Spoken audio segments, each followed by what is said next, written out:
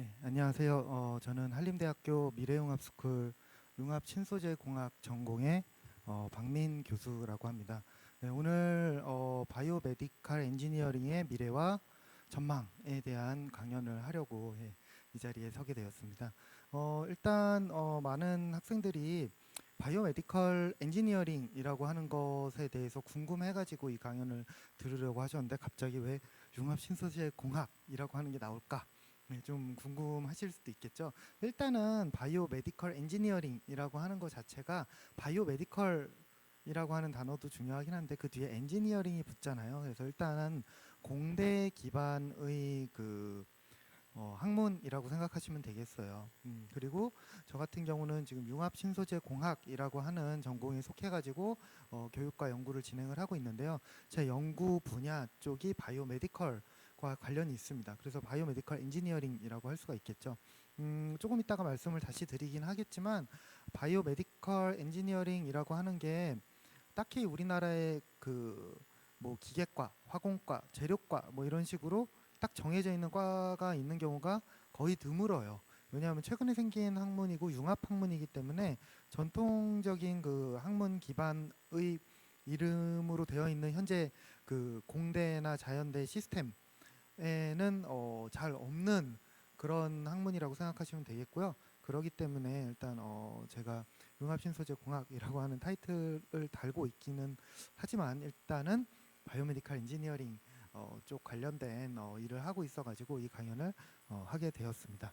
그래서 먼저 제가 소속돼 있는 곳은 한림대학교고요. 미래융합스쿨이라고 하는 곳입니다. 먼저 이번 강연은 제가 그 학교, 그러니까 한림대학교에 대한 소개를 먼저 할 거고요. 그 다음에 이제 바이오메디컬 엔지니어링이라고 하는 게 무엇이고 그것에 관련된 내용에 대해서 말씀을 드리도록 하겠습니다. 일단 우리 학교 한림대학교에는 원래 공과대학, 뭐 자연대학 여러분들이 흔히 알고 있는 그런 대학 시스템 밑에 뭐 무슨 과 하는 그런 시스템이 아직도 있기도 한데요. 우리 학교가 이제 그 학교 개편을 조금 더 이제 그 미래지향적으로 바꾸기 위해 가지고 그런 전통적인 무슨 대학교, 무슨 대학, 무슨 과 이런 체제를 조금 섞어가지고요. 스쿨 밑에 전공 시스템으로 만들고 있어요. 그래갖고 제가 속해 있는 융합신소재공학이라고 하는 게 원래는 한림대학교 공과대학 융합신소재공학과였다가 이제 미래융합스쿨의 융합신소재공학 전공으로 편제가 되어서 현재 존재하고 있습니다.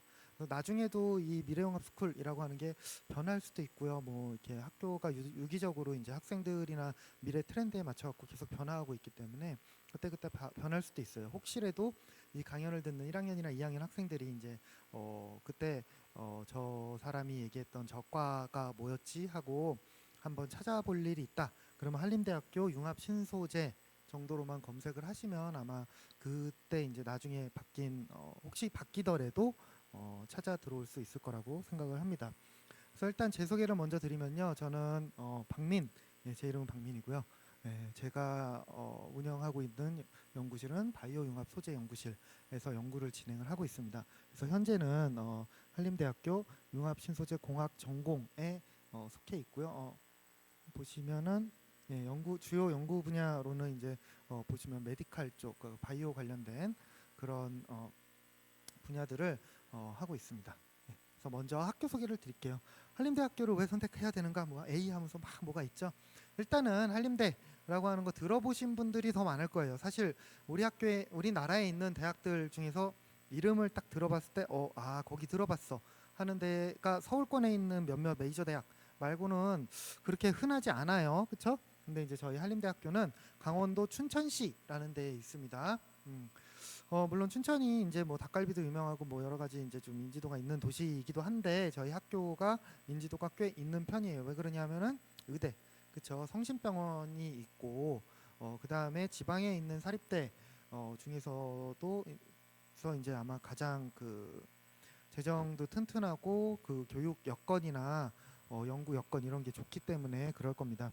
그래서 그거를 반영하듯이 뭐 이런 다양한 평가들에서 한 번도 나쁜 성적을 받아본 적이 없어요. 사실 한 번도 그 밑에 등급 최우수 등급 말고 그 밑에 등급을 받아본 적이 없다고 생각하시면 돼요. 되게 그래서 학교가 상당히 교육에도 신경을 쓰고 있고 재정도 튼튼하고 뭐 이렇게 여러 가지 기반 조건이 좋기 때문에 이렇게 되어 있습니다. 그래서 뭐 보시면은 뭐 별이 5개가 붙어 있어가지고 뭐 이렇게 저렇게 뭐 국책 사업들도 많이 땄다고 했죠. 그래서 이런 것들이 다 그 받쳐져 있어요. 그래서 이제 이런 그 재정이 튼튼하게, 그러니까 재정도 튼튼하고 학교 이제 그 인지도도 괜찮은 편이고, 예, 그렇다는 거를 말씀드리고 싶었습니다. 예, 그리고 이제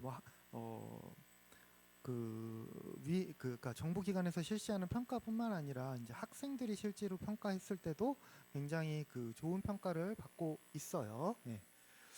그리고 여러분들이 이제 아마 장학금에 굉장히 민감하실 텐데 그 장학 제도가 우리 학교가 잘 돼 있습니다. 그래가지고 뭐 이렇게 뭐 과에서 공부를 가장 잘한 성적 우수 장학금이 주로 제일 많고요. 그 성적이 제일 좋은 학생은 전액 면제를 받고 이제 그때 밑에부터 이제 차등해가지고 지급을 하고 있는데 실질적으로 장학금 지급액이 50%에 육박하나 50%가 넘나 그럴 거예요. 그래서 전체적인 측면에서 총 등록금 대비 장학금 나가는 게 절반 이상이 되니까 반값 장학금이 실행됐다라고 할 수도 있겠죠. 근데 이제 더 중요한 거는 저희 학교에 오셔가지고 공부를 열심히 해서 성적이 잘 나왔다. 그러면은 반값 장학금 이상의 혜택을 받을 수가 있다는 얘기예요.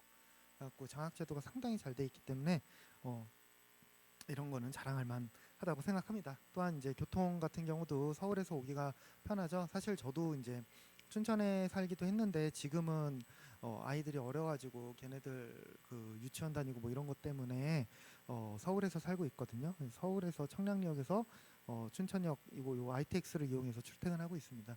근데 그것뿐만 아니라 이제 거의 1시간 안에 와요. 그래갖고 우리 학교 우리 전공에 있는 학생들 중에서 한 3분의 1 이상은 서울에 사는 학생들인데 그 학생들 중에서도 상당수는 그냥 통학하는 학생들이 많이 있습니다.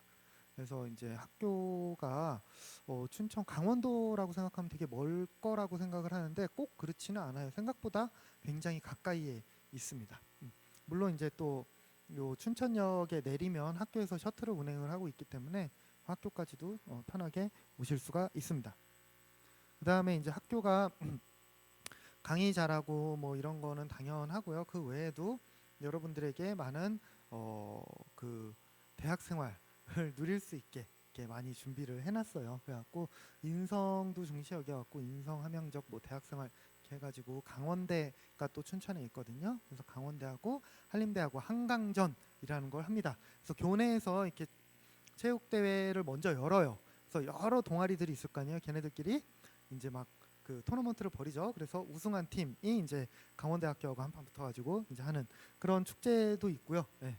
그래서 다양한 액티비티들이 있습니다. 뭐 이거는 운동에 관련된 것이고 그것뿐만 아니라 뭐 종교 동아리도 있고 뭐 음악 동아리도 있고 다양한 동아리들이 있어가지고 여러분들이 학교에서 생활하는데 공부뿐만 아니라 그 외의 부분도 상당히 잘 되어 있다는 거를 말씀드리면 되겠습니다. 그리고 요 건물 아까 봤던 건물이 저는 처음에 이제 이 한림대학교에 그 임용이 되고 나서 학교에 왔을 때 우리 학교가 의대가 제일 유명하거든요. 그 아무래도 성심병원이라고 하는 게 있기 때문에 그래서 학교에 딱 왔는데 아까 봤던 그 건물이 있는 거예요. 이게 딱 있어가지고 저 역시 의대가 유명하다더니 의대 건물이 저렇게 멋있고 크구나 이렇게 생각을 했었는데 알고 보니까 그게 이제 의대 건물이 아니고 기숙사였어요. 병원 건물이 아니고. 갖고 기숙사가 굉장히 커요. 이게 이제 신기숙사고 뭐 구기숙사 해가지고 옛날에 있던 기숙사들도 있고 해서 기숙사가 되게 잘 돼 있어요. 그래서 그 기숙사 안에 피트니스도 있고 뭐 다양하게 뭐 편의점도 있고 뭐 별거 다 있더라고요. 그래서 학생들이 굳이 이제 뭐 서울에서 통학을 하셔도 되는데 그 1시간 정도가 너무 아깝다. 그러면 이제 그냥 기숙사에서 그렇게 비싸지도 않더라고요. 들어와서 생활을 하셔도 됩니다. 그래서 정주대학 프로그램이라고 해가지고 정주가 이렇게 레지덴셜 컬리지를 한글로 바꾼 거예요. 그러니까 레지던스란 얘기는 들어보셨죠? 그러니까 거기에서 이제 그 학교 내에서 생활을 하면서 살면서 그 대학교 활동을 할 수 있게끔 지원 프로그램이 잘 되어 있습니다. 그래서 그 너무 그 통학이나 멀다는 거에 부담을 가지실 필요가 없어요. 그래서 이제 이게 기숙사 건물이고요. 거기 막 이렇게 막 분수도 흐르고 막 뭐가 막 많이 있습니다. 풍경 경치 되게 좋더라고요. 저도 몇 번 가봤는데. 예. 그리고 이제 여기 이제 아까 그 외국인 학생들이 있었는데 실제로 외국인 기숙사도 따로 있고 외국 학생들도 여기 많이 살고 있어요. 그래서 듣기로는 원하신다면 토익이 조금 받쳐졌을 때 외국인들과 기숙사 생활을 할 수도 있는 걸로 알고 있습니다. 그리고 또 이제 그 실제로 이게 뭐 그냥 많아요 이런 게 아니라 객관적으로 보시면은 기숙사 수용률이 상당히 높아요.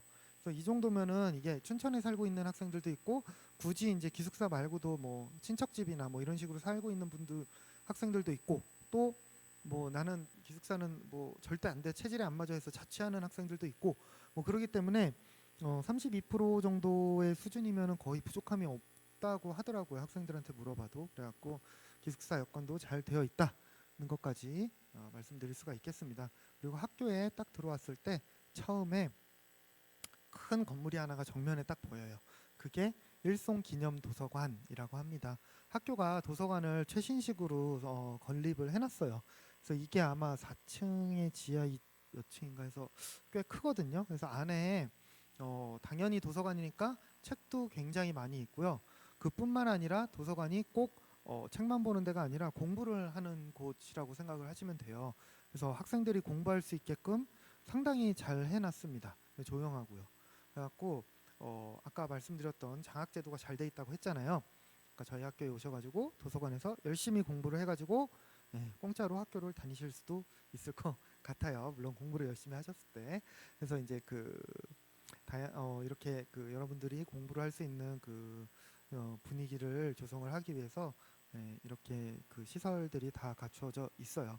뿐만 아니라 방송실, 습실도 있고요. 여기 이렇게 강당 같은 게 크게 있어가지고 작년인가 무슨 성시경 콘서트도 하고 뭐 이런 식으로 잘 시설이 갖춰져 있습니다. 그리고 학생들이 실제로 아침하고 점심 때 교내 방송도 하고 다양한 활동을 할 수 있게 이런 그 아트홀 같은 것도 지원이 되고요. 그 다음에 학교의 체육 시설이 굉장히 잘 돼 있어요. 그래서 아까 말씀드렸던 기숙사 건물이 여기 이렇게 있고요. 그 다음에 여기 뚜껑이 보이죠? 이게 실내 테니스장이에요. 실내 테니스장도 있고 여기 이제 이거 인조잔디구장인데 그 실제 그 축구 규격에 맞춰서 굉장히 커요. 네, 그렇게 되어 있고요. 평상시에는 이제 너무 커서 이거 전체를 코트를 이용을 하지는 않는 것 같아요. 그래서 반 잘라가지고 여기 지금 보면 골대가 여기도 있죠. 여기도 골대 놓고 해가지고 풋살 비슷하게 이게 두 면으로 이동을 하더라고요. 그리고 사실 여기 사진에는 없는데 이쪽에 또 풋살장 하나 있고요.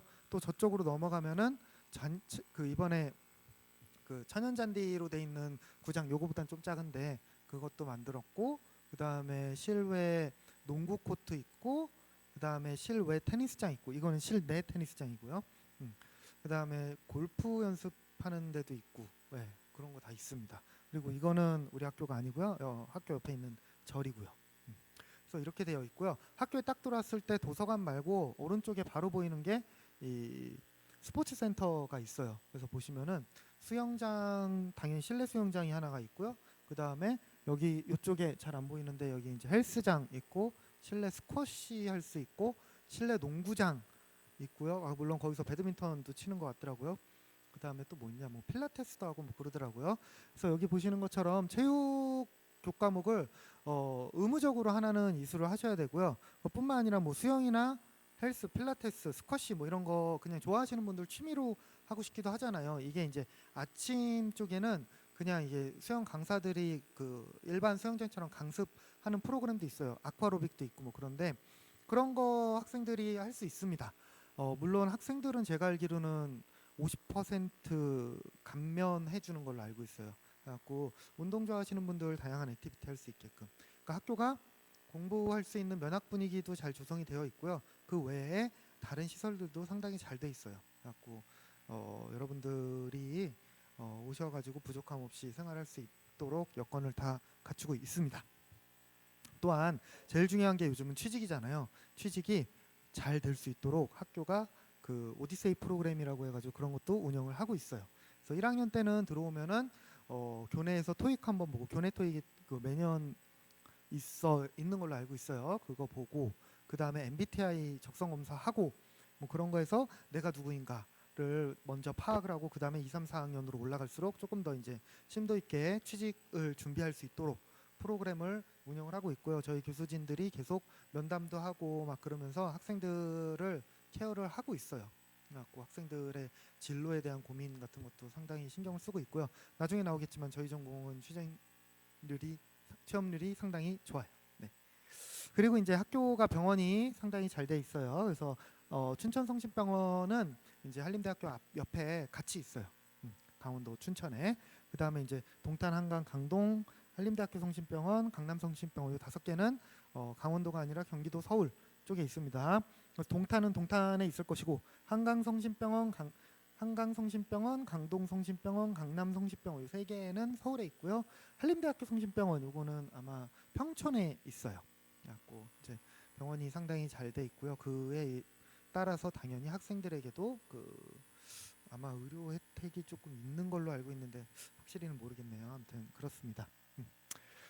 자, 그래서 이러한 시설이나 이런 분위기를 바탕으로 한림대학교가 생각보다 그 대학 평가 순위가 상당히 높아요. 그래갖고 이게 이제 그 세계 대학 평가 같은 거 할 때 보시면 순위권이 1000위까지인가 있고요. 그 밖은 순위 매기지도 않아서 우리나라에 있는 대학들이 태반이 여기 못 들어가요. 근데 이제 우리 학교는 들어가 있고요. 국내로 치면은 이게 19년 기준이구나. 19이고요. 아마 20년에 조금 더 올라갔던 걸로 알고 있어요. 그 다음에 개교한 지 50년 미만인 대학인 경우에는 그 신생대학이라고 해가지고 또 걔들만 따로 순위를 매겨요. 그거는 2020년도에 우리 학교가 4위 했어요. 국내에서. 카이스트 뭐 G스트 뭐 이런 그런 대학들 있잖아요. 그 과학기술대학이라고 해야 되나? 그런 대학들이 1, 2, 3위를 했고요. 그 다음에 저희가 4등이더라고요. 그래서 우리 학교가 그러니까 이 시설뿐만 아니라 연구나 뭐 이런 다양한 지표들이 굉장히 좋기 때문에 평가를 잘 받고 있는 거겠죠. 그러니까 이제 상당히 여러분들이 와서 공부할 수 있는 기반이 잘 되어 있습니다. 그래서 교육 성과들이 상당히 좋고요. 이게 상당히 중요한데 2018년도에 이제 학생들이 줄어드니까 이제 부실 대학들을 퇴출시키고 뭐 이런 작업을 하기 위해서 교육부에서 전국에 있는 대학교들을 한번 조사를 한 다음에 자율개선대학 선정을 했어요. 그래서 말이 자율개선대학이지 자율개선대학에 선정이 안 되면 실질적으로 정원 감축부터 시작해갖고 되게 이제 페널티를 먹는 거예요. 여기 안 들어가면은 죽는다 약간 이런 분위기였거든요. 근데 우리 학교는 당연히 뭐 아까 앞서서 말씀드렸다시피 뭐 어디 평가받았을 때 밑에 등급을 받아본 적이 없어갖고 여기 들어갔고요. 근데 이제 안타깝게 강원도에서는 요 자율개선대학에 들어간 게 3개밖에 없어요. 보시면 강원대하고 강릉 원주대 이거 다 국립대거든요. 그래서 이거 말고 우리 학교까지 심지어 강원도에 연세대학교 원주 캠퍼스도 있어요. 그 학교도 따로 이제 연세대학교 본 캠퍼스하고 별도로 이제 이거 대학 선정을 받았는데 그 학교 역시 원주 캠퍼스 말하는 거예요. 연세대학교 원주 캠퍼스가 자율개선대학에 들어가지 못했습니다. 그래갖고 거기도 이제 정원 감축 권고 들어가고 뭐 아마 그럴 거예요. 그래서 학교가 이런 다양한 지표들이나 순위가 이제 팩트상으로도 굉장히 잘 돼 있고요. 실제로 와서 보면 잘 돼 있다고 여러분들이 느낄 수가 있을 겁니다. 그리고 국책 사업들이 운영이 되고 있는데 이게 이제 여러분들은 와닿지 않겠지만 이런 국책 사업을 하지 않으면 대학교가 재정이 부실해질 수밖에 없어요. 그래서 이런 국책 사업을 잘 수주해 오는 게 그 학교의 능력이라고 보셔도 되거든요. 근데 우리 학교가 되게 커다란 사업들을 많이 따왔고 지금도 현재 하고 있고 앞으로도 따올 거예요. 그러니까 한마디로 학교가 재정적으로 굉장히 튼튼하다.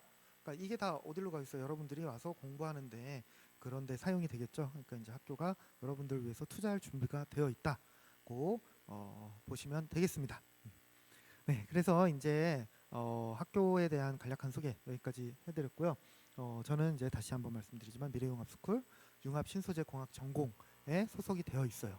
자, 그래서 오늘 강연의 주제 바이오메디컬 엔지니어링이라고 하는 게 무엇인가 보시면 이게 영어죠. 바이오메디컬 엔지니어링 줄여서 BME라고 합니다. 이거를 제가 일부러 바이오메디컬 엔지니어링 그러니까 한글로 번역을 안 하고 그대로 썼어요. 왜냐하면 이거를 그대로 번역을 하잖아요. 그러면 의용생체공학 줄여서 의공학이라고 해요. 그래서 의공학과라고 하는 게 우리나라에 있기는 합니다. 그래서 뭐 연세대학교 의공학과, 서울대, 고려대뿐만 아니라 뭐 원주 캠퍼스, 연대 원주 캠퍼스에도 의공학과가 있고요. 의공학과가 있는 데가 상당히 많아요. 근데 제가 이걸 굳이 의공학이라고 얘기를 안 하고 바이오메디컬 엔지니어링이라고 한 이유가 있어요. 이게 원래 의공학이라고 하는 것은 공학하고 의학을 융합시킨 학문이죠. 그게 어디서 처음에 나왔냐면은요. 그 의학의 전자공학 기술을 도입한 연구 분야에서 처음에 의공학이라는 얘기가 나오기 시작을 했대요. 그래가지고 지금 의공학이라고 하는 게 우리 때의 의공학 말고 저도 젊은 축에 속하니까 더 윗대, 그러니까 조금 더 나이 지긋하신 때로 가면 의공학이 거의 전자 기반이었어요. 그러니까 전자 기반의 의공학이 무엇일까 하면은 생각해 보시면 그냥 쉽게 생각할 때 뭐 이렇게 그 물리치료 같은 거 받을 때 뭐 하죠? 여기 이제 그 이렇게 전기 자극이라고 하나 뭐 그런 거 있죠. 그런 거를 뭐라고 부르죠? 의료기기라고 부르거든요. 그러니까 그런 전자공학 기반의 의료기기 쪽 있죠. 그런 쪽에 관련된 학문이 주를 이뤘는데 요즘은 이제 과학이 발전함에 따라서 이게 다양한 공학적인 것이 모두 다 의학이랑 접목이 되기가 시작했어요. 그래서 되게 폭넓어졌어요.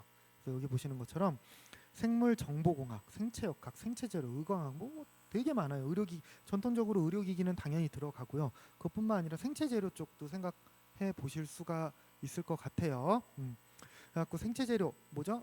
우리 몸에 뭐가 기능이 안 좋아졌을 때 그거를 좀 보조하기 위해서 집어넣는 임플란트들을 말하는 건데 그런 것뿐만 아니라 바이오 센서 뭐 다양한 요즘 또 코로나가 굉장히 안타깝게 유행을 하고 있죠. 그렇기 때문에 이렇게 온라인으로 강연을 하게 되고 막 그렇게 되는 건데 그런 코로나 때문에 진단검사라고 하는 단어가 굉장히 널리 알려지게 됐는데 진단검사가 뭐죠? 그러니까 별거 아니에요. 그냥 우리 몸에 있는 생체 시료, 그러니까 뭐 피, 뭐 콧물, 뭐 눈물, 땀, 뭐 머리카락도 될 수가 있고요. 아니면 조직 뭐 이런 거에서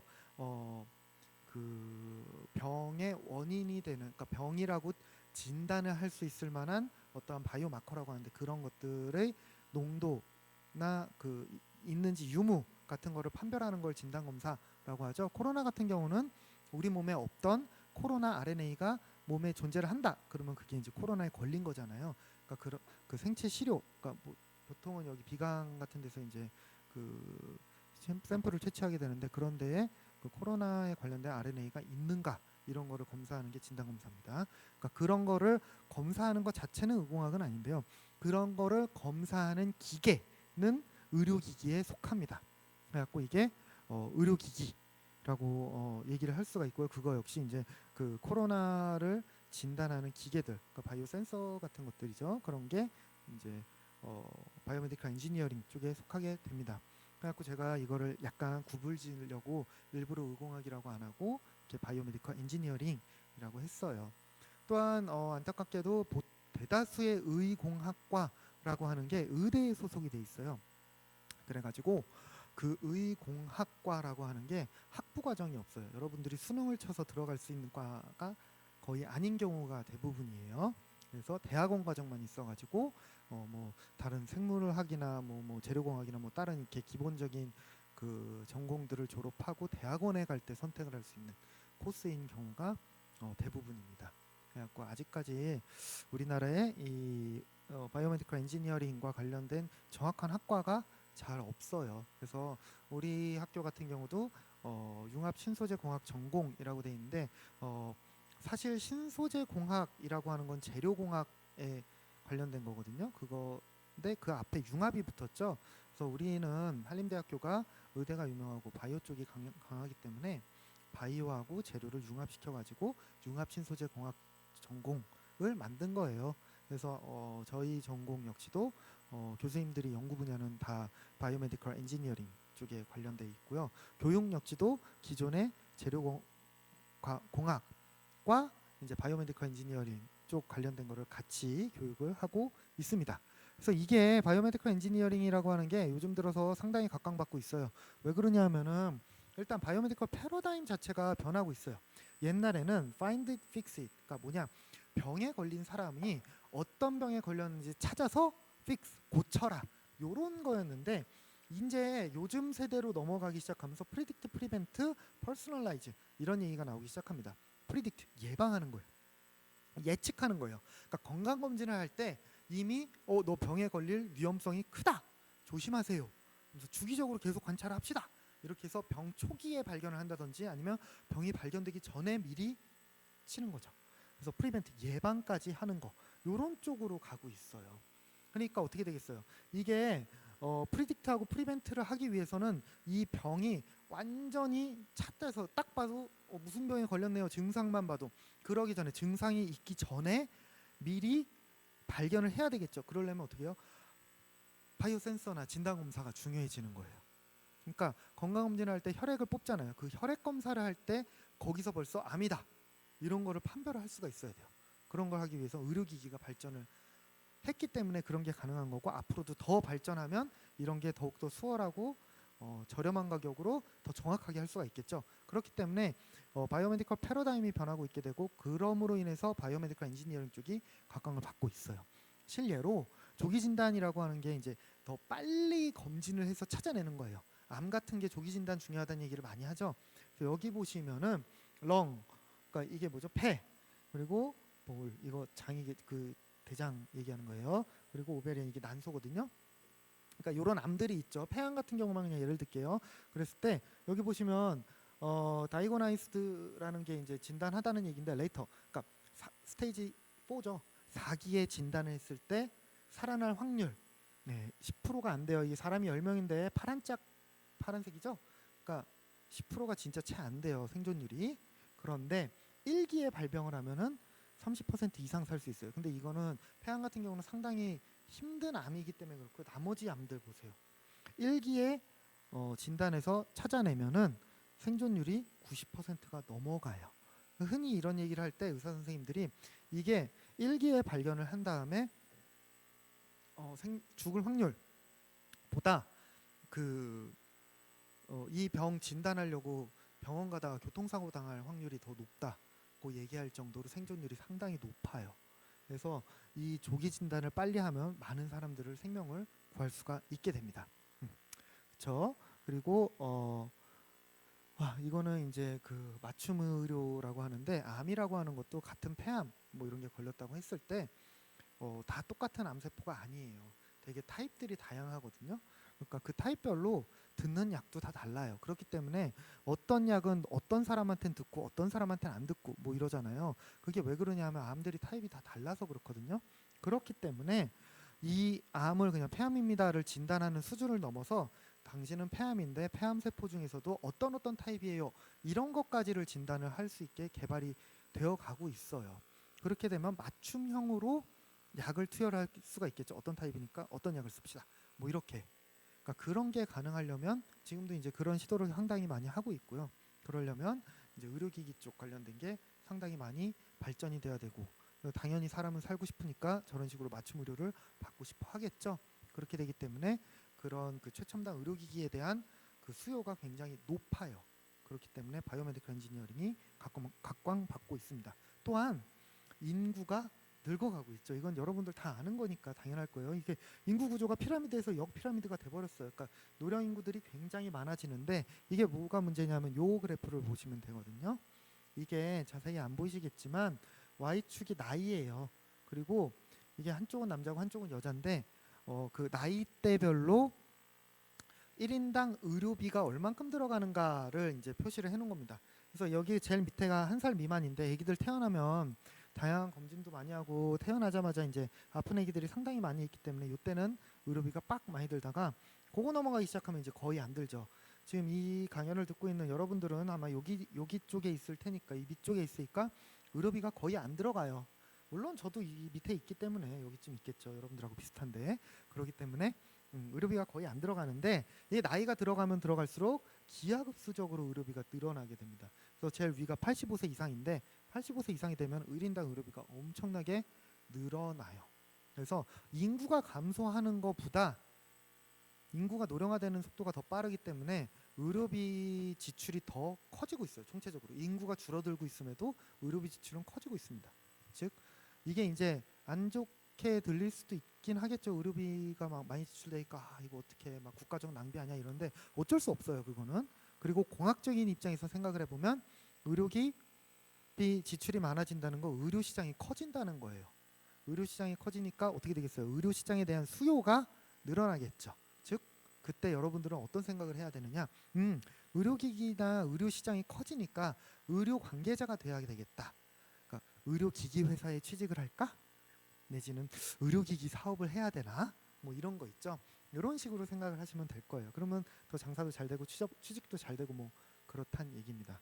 네, 그래서 실제로 의료기기 산업 쪽은 계속 시장도 커지고 취업자 수도 계속 늘어나고 있고 막 그래요.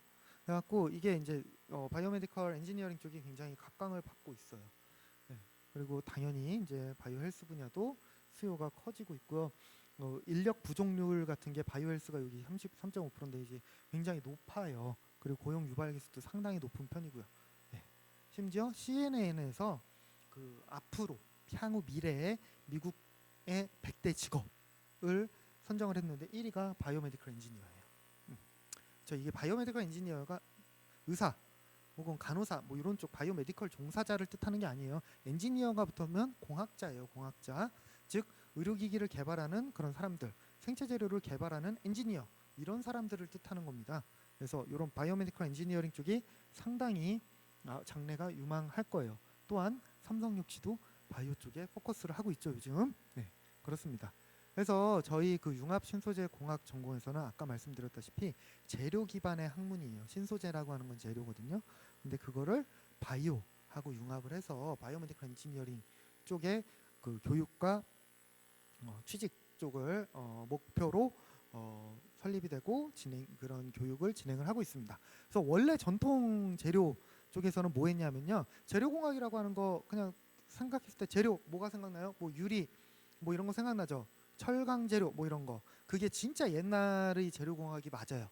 그래서 뭐 가볍고 튼튼한 철강 제품을 만들고 뭐 아니면 방탄 유리를 만들고 뭐 이런 거 있죠.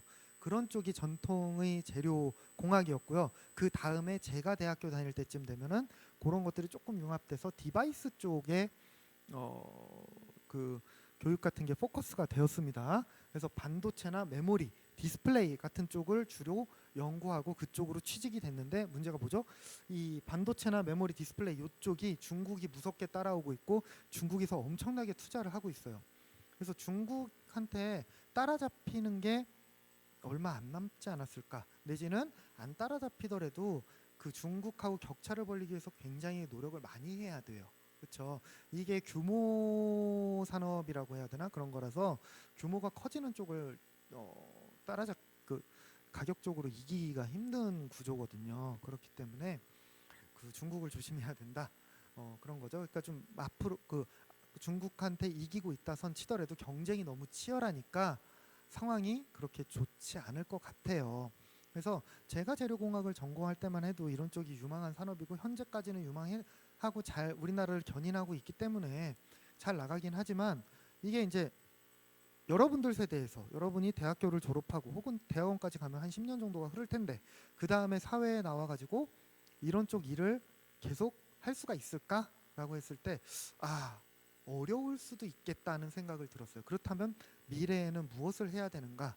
여러분들을 교육시키기 위해서 미래에 어떤 쪽으로 포커스를 해야 좋겠는가를 생각을 했더니 역시 바이오구나. 바이오메디컬 엔지니어링 쪽이구나 라고 저희는 판단을 한 거죠. 그래서 바이오메디컬 엔지니어링 쪽으로 앞으로 어떻게 갈 것인가를 생각했을 때 그쪽으로 생각을 했어요. 실제로 삼성이라고 하는 기업이 우리나라의 어떻게 보면 대표 기업이긴 하죠. 그 회사가 원래부터 전자회사가 아니었어요. 원래는 제일제당 설탕 만들던 식품 회사였습니다. 그러다가 주 사업을 변경을 했어요. 물론 우리나라가 이제 좀 발전하면서 먹고 살만해지니까 설탕 다음은 섬유다, 옷. 그래서 제일 모직이 중심이 된 그 섬유 회사로 탈바꿈했습니다. 그러다가 우리나라가 더 발전을 해지면서 이거보다 조금 더 부가가치가 높은 산업을 찾아서 미래의 먹거리가 무엇인가 찾아서 주력 사업을 변경한 게 전자 현재의 그렇죠. 그래서 현재까지는 삼성전자가 이 삼성의 주 업종이라고 볼 수가 있어요. 근데 그 다음에 이제 무엇일까 했을 때 삼성에서도 바이오 쪽을 포커스를 했어요. 그래갖고 삼성에 바이오에피스, 바이오로직스, 메디슨이라고 하는 세 개의 바이오 관련된 회사가 있습니다. 현재. 근데 이제 그 메디슨이라고 하는 거는 이제 엑스레이 같은 그 의료 영상 장비 같은 거 만드는 회사인데 원래 메디슨이라는 회사가 있었는데 그걸 삼성이 샀어요. 그래갖고 삼성 메디슨이 된 거고요. 에피스하고 로직스는 약간 제약 쪽입니다. 그래서 삼성에서 왜 갑자기 바이오 쪽을 하겠어요? 이게 이제 전자도 당연히 중요한 산업이고 우리나라를 현재까지도 견인하고 있는 주요 산업이긴 한데 미래에도 과연 유망할까를 이 삼성그룹 전체에서 가장 핵심적으로 고민을 하고 있겠죠. 그러다가 내린 결론이 아마 바이오였던 것 같아요. 저희하고 일치하고 있어요. 그래서 옛날에 그 MBC 얼마 전에 MBC에서 이제 그 삼성이 차세대 주력으로 바이오를 낙점했다고 이제 기사도 뜨기도 했습니다. 그래서 이제 이 바이오메디컬 인지니어링이라고 하는 게 상당히 미래에도 유망할 것이고 잘 나갈 것 같아요. 네. 그래서 그쪽으로 여러분들을 교육을 시키려고 하고 있어요. 저희 전공에서. 그래갖고 원래 재료라고 하는 게 NT하고 IT 융합기술이긴 한데요. 거기에 저희는 BT까지 합쳐서 BT, NT, IT 융합 인재를 교육을 하려고 하고 있습니다. 그래서 저희는 2013년도에 설립이 돼가지고 2014년도부터 이제 신입생들이 들어와서 이제 졸업생들이 아마 여기 2017년도에 조기 졸업한 학생이 있어갖고 이때부터 졸업생이 나오기 시작을 했어요. 그래갖고 이제 그 미래융합 바이오메디컬 엔지니어링이라고 하는 특성화 분야 목표를 기반으로 여러분들에게 재료공학 플러스 바이오메디컬 쪽, 엔지니어링 쪽 관련된 같은 교육을 진행을 하고 있습니다. 그래갖고 1학년 때 전공 기초 과학 배우고 이제 2, 3, 4학년 때 기초부터 해가지고 쭉 배울 수 있게 설계가 돼 있고요. 그렇다고 너무 바이오만 가냐? 또 그거는 아니에요. 왜냐하면 재료공학 자체도 지금 그 소부장이라고 하는 얘기를 들어보셨는지 모르겠는데 소재, 부품, 장비라고 하는 그 카테고리가 있는데 그게 이제 일본에서 반도체 소재 쪽 관련해 가지고 이렇게 막 수출 제한 걸고 하면서 갑자기 그 중요도가 확 커졌어요. 그래갖고 저희과 졸업생들도 막 그 포토 레지스트라고 하는 그 반도체에 들어가는 그 시약이라고 해야 되나 그런 거 중에 일종인데 그거 회사로도 취직하고 그러거든요.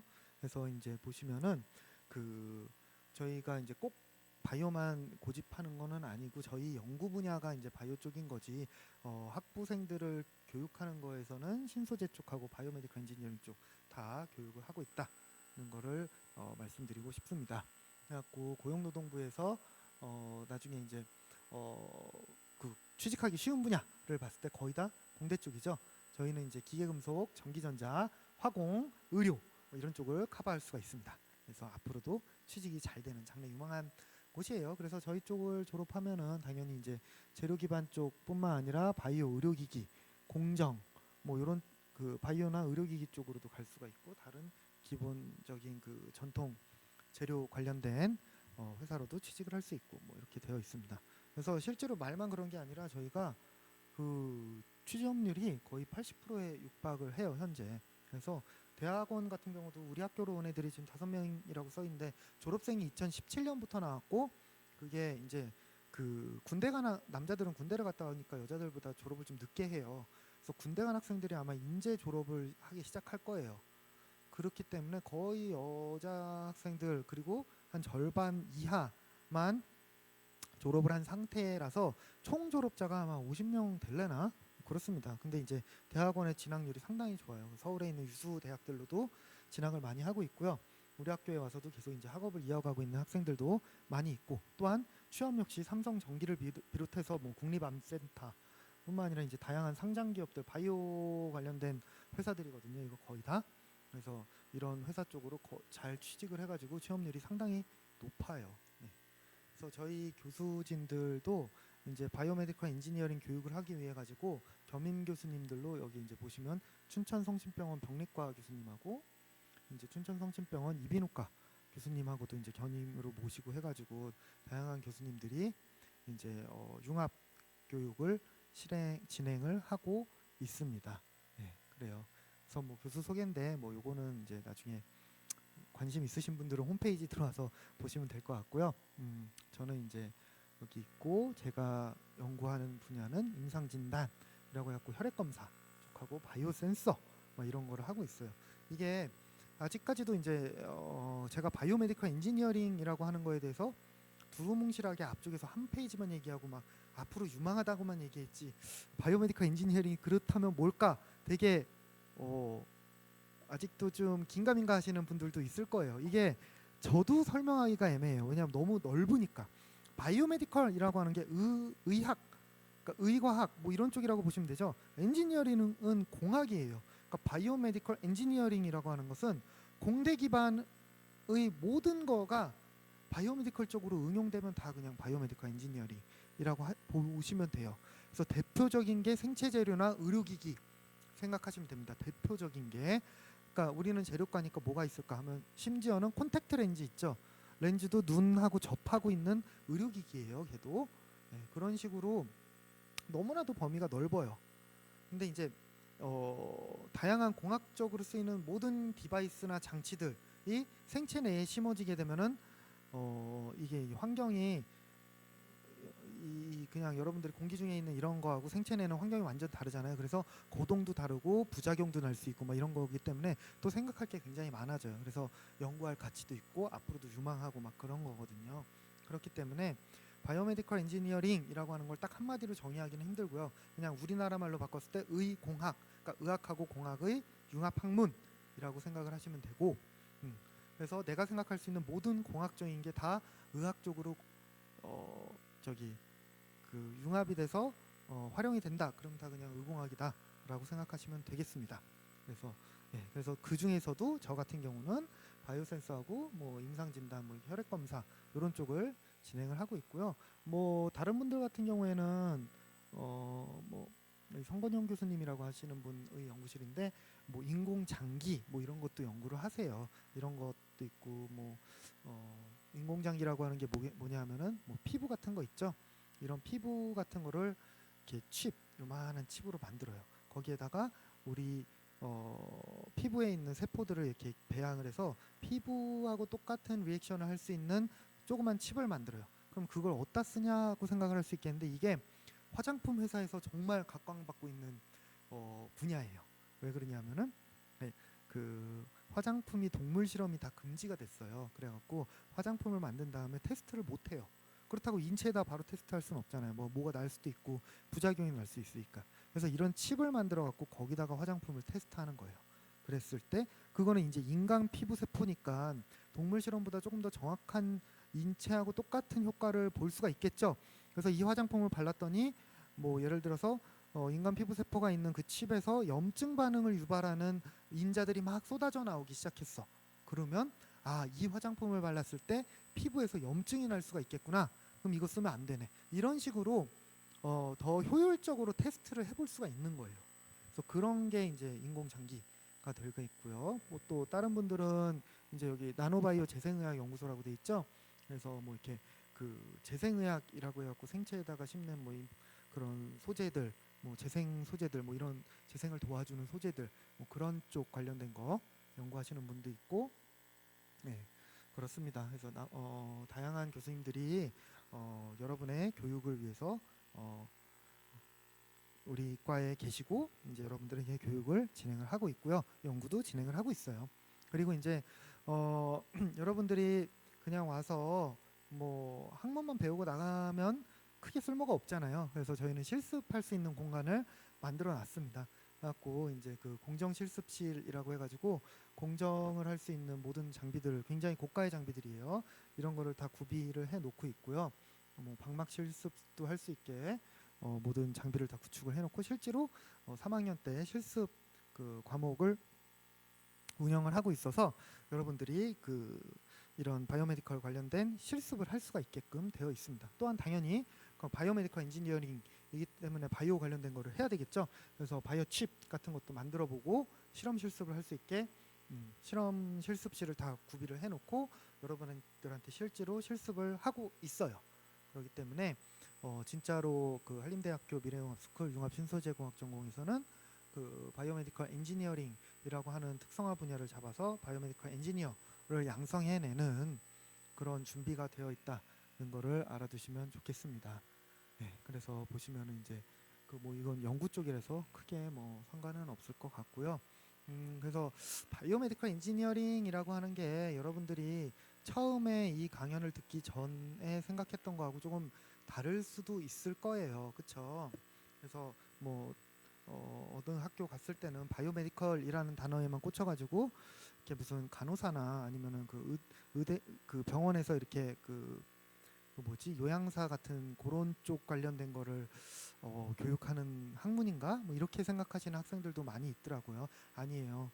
그 바이오메디컬보다는 그 뒤에 엔지니어링 쪽이 붙어 있으면 그냥 공학이라고 보시면 돼요. 그래서 말씀드렸다시피 엔지니어링 기반의 바이오메디컬 어플리케이션, 그러니까 즉 바이오메디컬 쪽으로의 응용 분야를 갖고 있는 공학이라고 보시면 되겠습니다. 그래서 그런 다양한 바이오메디컬 엔지니어링 관련된 교육을 진행을 하고 있는 한림대학교 미래융합스쿨 융합신소재공학 전공이었고요.